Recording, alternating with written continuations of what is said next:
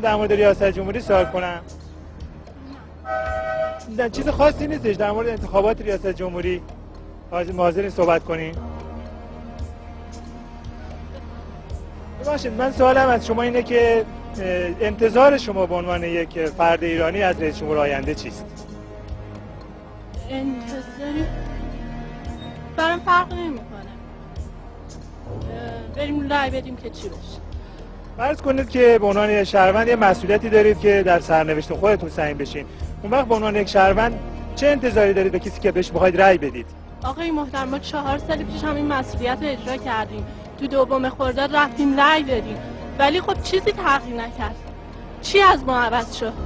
وضعیت جامعهمون، وضعیت اقتصادی نابسامانمون، وضعیت جوونامون هیچ چیز عوض نشد.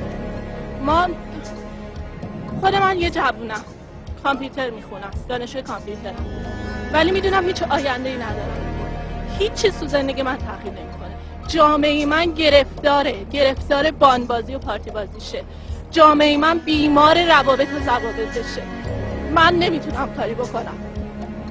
چقدر امثال من لیسانس بیکار توی خیابونا ریخته.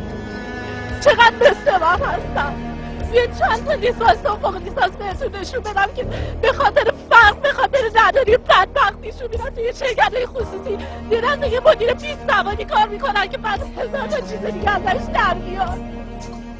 ببینید چقدر جوون مثل من ریخته اینجا. هیچی نداریم. من خیلی حسرته ای تو دلمون بوده که برآورده نشدی. کدوم دولتی جواب میده؟